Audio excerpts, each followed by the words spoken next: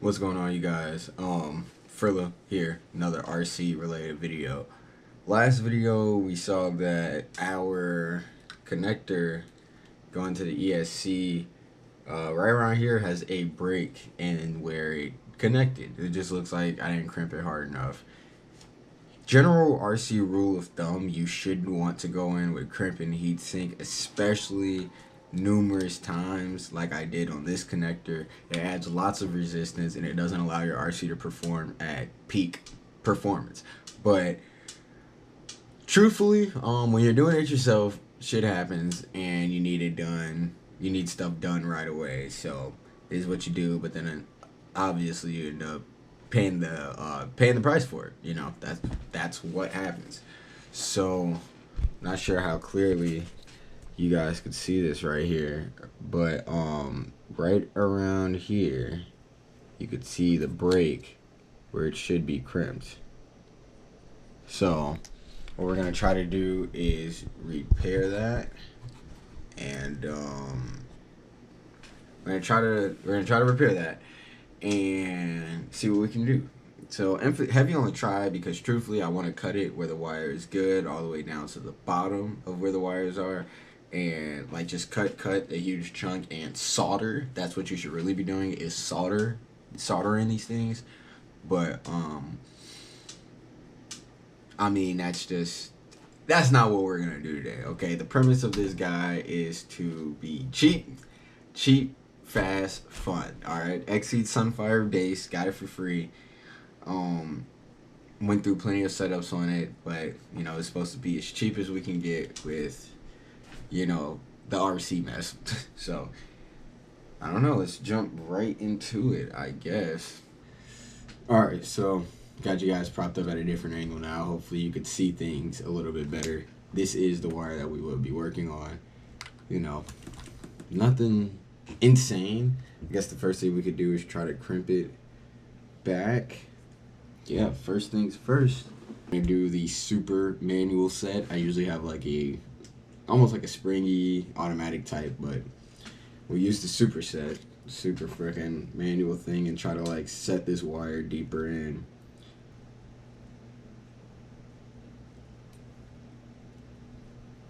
Alright, so we're definitely going to scrap that idea. This is too far gone at this point. As you can see, it's broken here. And we are just going to have to cut it. And cut it down here. And then try to fit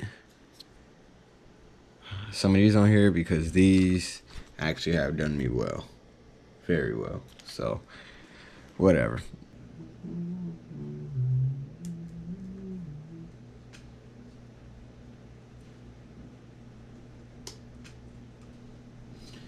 So we got the first bits connected. I'm gonna wait to shrink them down with the heat for when it's fully connected, because I don't want to accidentally start shrinking the other side. Now you could probably shrink this down early, but I'm trying to teach you guys the right way, even though this is the wrong way to approach this anyways. But if you are going to go this way, that's kind of the way, or the good rule of thumb.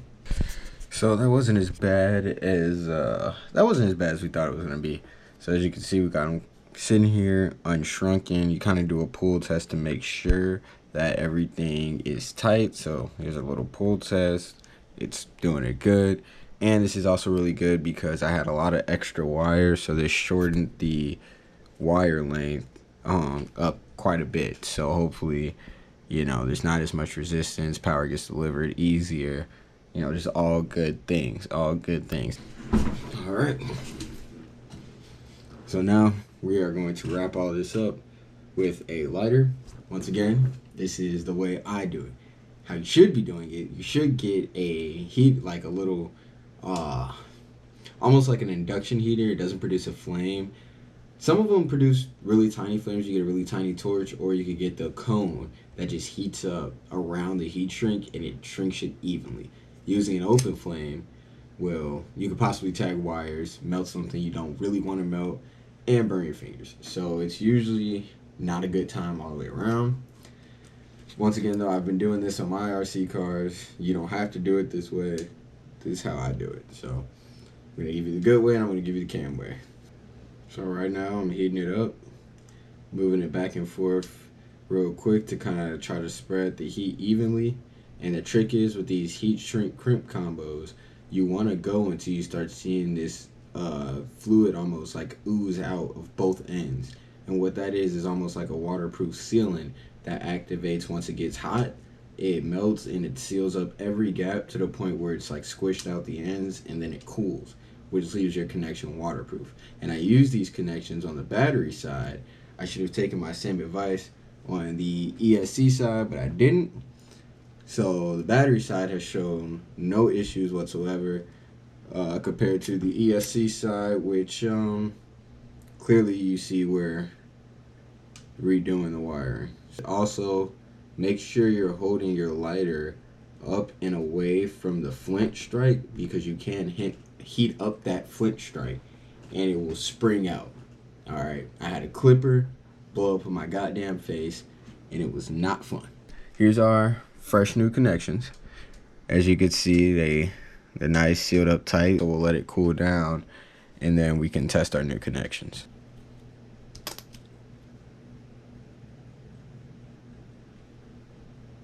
You're fucking lying. I fucking knew it.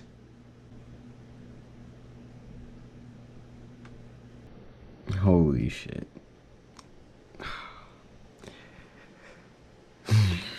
So I forgot that. Dude, this fucking sucks. I forgot that I had to put this one on backwards because the butt connectors line up, but it's like reverse polarity. Red goes to black, black goes to red. So I wonder if we tweak the battery side, which is something I didn't want to do because the battery side's been holding up for a long fucking time. Right. Well, no point in crying about it. We're gonna have to pull this battery out and try to fix it on the battery side.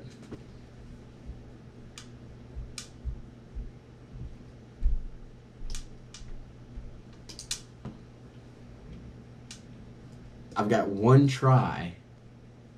All my tech guys know. I've got one try, or this thing's fucked and it's gonna need new connectors everywhere. All right, and I'm not resorting to solder, clearly. So this thing better fucking crimp. Okay, so we got this side.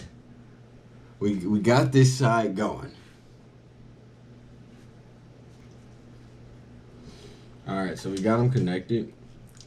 You slide these heat shrink things up so people can't see that you're a literal idiot, you know, so once it's all the way up, it looks like regular red and black. Now, we'll put our battery back to where it's supposed to be, and now we will try our connection.